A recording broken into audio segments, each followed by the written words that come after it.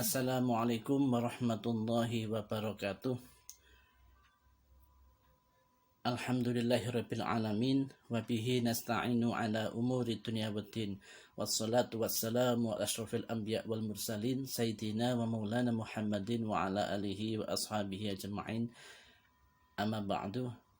Alhamdulillah anak-anak, hari ini kita masih pembelajaran daring ya, karena ada sesuatu di sekolah sehingga kamu harus belajar dari rumah. Tetap semangat meskipun belajar dari rumah. Kita awali dengan bacaan doa.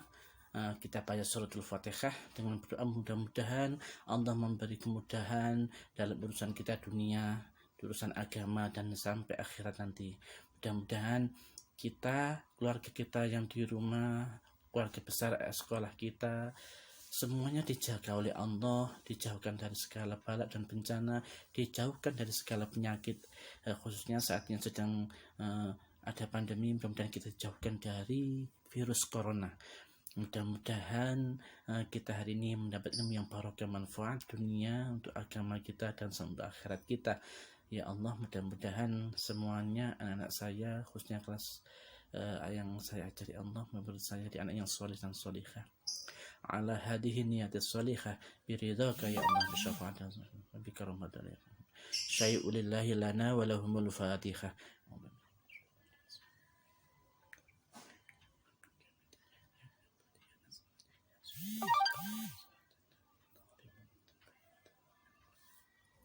Alhamdulillah. Baiklah anak-anak, untuk materi hari ini kita melanjutkan materi yang telah lalu. Kita review sebentar ya, kita ingat kembali tentang sholat sunnah. Dalam pelaksanaan sholat sunnah anak, seperti yang kita bertemu kemarin di dalam pembelajaran yang telah lalu, bahwa di skema saya jelaskan, dalam melaksanakan sholat sunnah itu ada kalanya sholat sunnah itu dilaksanakan secara berjamaah. Ada yang dilaksanakan secara munfarid atau sendirian. Ada juga yang boleh berjamaah atau boleh munfarid. Masih ingat ya? Apa saja tempat sholat berjamaah itu? Yang termasuk yang berjamaah, yang di pelaksanaan sholat sunnah itu berjamaah. Yang pertama ada sholat Idul Fitri. Kedua ada sholat Idul Adha. Yang ketiga sholat istisqa. Sholat apa itu anak? Sholat minta hujan. Betul sekali. Sholat kusuf dan khusuf, untuk gerhana matahari dan gerhana bulan. Baik, untuk sholat yang munfarid anak-anak, sholat sunnah yang dilaksanakan sendirian, itu adalah sholat sunnah rawatib.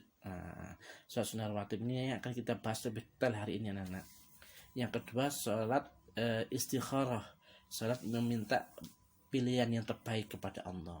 Ada sholat taubat anak-anak, sholat tahiyatul masjid, dan masih banyak yang belum saya sebutkan. Ada sukil wudu, sholat awwabin, banyak sekali, tapi beberapa saja. Untuk sholat yang boleh berjamaah atau boleh munfarid, maksudnya boleh berjamaah itu umumnya dikerjakan secara berjamaah, tapi sendirian pun tidak apa-apa anak. Apa saja itu? Ada sholat tarawih. Jadi kalau bulan Ramadan mungkin kamu ada halangan, sedang bepergian mungkin, atau sedang melaksanakan kegiatan yang tidak dapat ditinggalkan, sehingga kita tidak bisa sholat tarawih dan witir berjamaah di masjid atau musola. Maka ketika kita pulang anak-anak, boleh sholat tarawih sendiri di rumah. Begitu anak ya, jangan ditinggalkan dalam bulan Ramadan itu. Masya Allah, tarawih itu pahalanya luar biasa. Makanya kalaupun toh kita tidak bisa ikut berjamaah di masjid atau musola, kita boleh melaksanakan sendiri di rumah.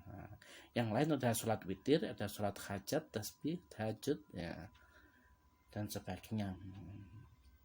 Baik anak-anak, untuk hari ini anak-anak, yang akan kita perdalam adalah sholat sunnah rawatib ya. Apa itu sholat sunnah rawatib? Rawatib itu asal katanya dari kata rotiban anak, artinya tetap, menyertai, atau terus menerus. Jadi apa artinya sholat sunnah rawatib?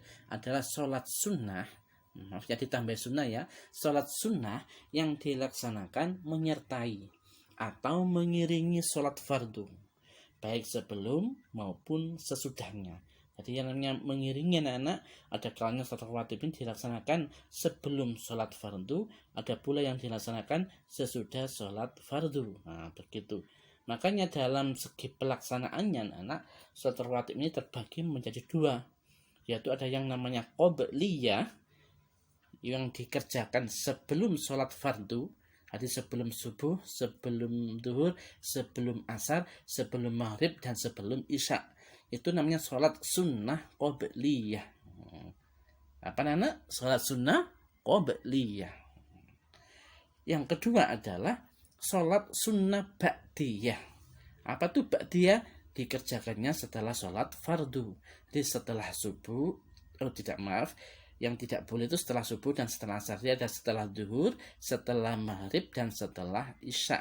Untuk ba'diyah ini nanti yang tidak ada ba'diyahnya anak adalah ba'da subuh dan ba'da asar. Tidak boleh sholat sunnah ba'diyah.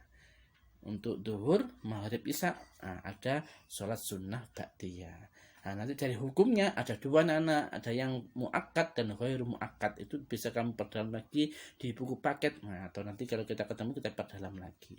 Nah, namun untuk hari ini anak kita fokus ke sholat sunnah rawatib. Nah, saya beri contoh ini niat sholat qobliyah duhur. Ini ya contoh ini anak niat sholat qobliyah duhur. Bisa dibaca ya terang itu.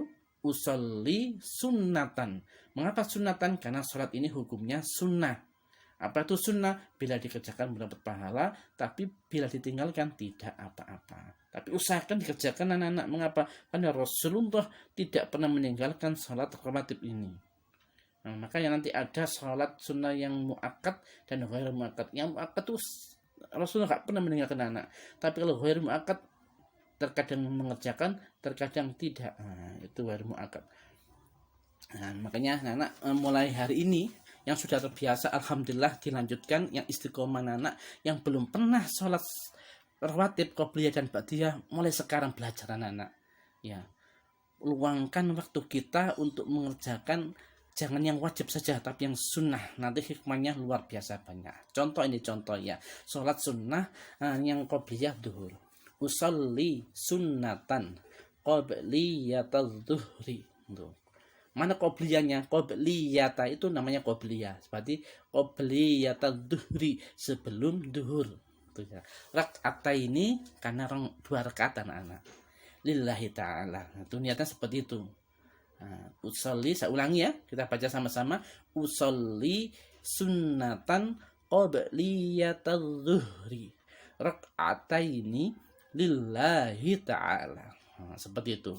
Nanti tugas kamu anak-anak adalah menulis niat sholat rawatib, menulis niat sholat sunnah rawatib qobliyah dan ba'diyah mulai subuh, duhur, asar, maghrib, dan isya. Dari contoh ini nanti kamu bisa mengembangkan menjadi 8 niat anak-anak. Nanti yang tetap yang tidak dirubah usolli sunnatan itu tetap mulai semua dipakai, dan rakaat ini lillahi ta'ala itu tetap anak-anak. Yang dirubah qobliyah dan duhrinya. Kalau nanti qobliyah subuh, maka qobliyahnya tetap, duhrinya diganti subhi. Nah, begitu ya. Usolli sunnatan qobliyatas subhi, itu qobliyah subuh. Umpama ba'diyah duhur bagaimana? Nah, qobliyahnya diganti ba'diyah. Usolli sunnatan ba'diyatadz zuhri. Nah, seperti itu. Berarti sesudah duhur, sholat sunnah 2 rakaat sesudah duhur, namanya ba'diyatadz zuhri. Nah, nanti saya beri contoh lafaz Arabnya, mana ba'diyah, mana qobliyah. Terus contoh waktu sholat subuh, duhur, asar, maghrib, isya, Arabnya saya beri contoh. Nanti ini kamu kembangkan, kamu tulis di buku tulismu, lalu difoto, kirim ke saya. Seperti itu ya. Nah, ini di slide berikutnya saya beri contohnya. Nah, ini anak-anak yang harus dirubah. Maaf itu tertutup ya kata-katanya. Yang harus dirubah, maksudnya disesuaikan ya, bukan dirubah, disesuaikan. Ada kata qobliyah dan ba'diyah. Kalau yang dilakukan sebelum, maka tulisnya qobliyata, itu ya. Kalau yang sesudahnya berarti ba'diyata itu. Nah, waktu sholatnya tinggal itu as-subhi, ad-duhri, al-asri, asar, al-maghribi, maghrib, al-isya'i, isya. Tinggal seperti itu ya. Yang perlu diganti, kamu bisa mencontoh yang contoh qobliyah duhur tadi, kamu sesuaikan, dibuat qobliyah duhur, qobliyah subuh, terus qobliyah duhur, ba'diyah duhur, qobliyah asar, qobliyah maghrib, ba'diyatul maghrib, qobliyah isya, ba'diyah isya. Seperti itu nanti tugasnya. Nanti nyontoh yang ini anak-anak, yang dirubah yang mana ya, lihat di sini. Nah, tugasnya yang ini anak-anak. Nah, ini itu adalah tugas kamu. Tugasnya ya. Nah, ini tugas kamu anak-anak, ada 8 ya. Jadi kamu tulis niat sholat sunnah rawatib. Bahasa Arab anak ya, seperti contoh tadi. Sholat sunnah qobliyah atau sebelum subuh. Berarti tadi duhurnya diganti subuh. Sholli sunnatan qobliyatas subhi raka'ataini lillahi ta'ala. Qobliyah nomor 2 qobliyah atau sebelum duhur sudah ada contohnya, tinggal pindah saja. Yang ketiga sholat sunnah ba'diyah atau sesudah duhur. Nah, qobliyahnya diganti ba'diyah. Usolli sunnatan ba'diyatul duhri raka'ataini lillahi ta'ala. Begitu selanjutnya untuk qobliyah asar, qobliyah maghrib, ba'diyah maghrib, qobliyah isya dan ba'diyah isya. Silakan dikerjakan tugas ini, tulis di buku tulis kamu anak.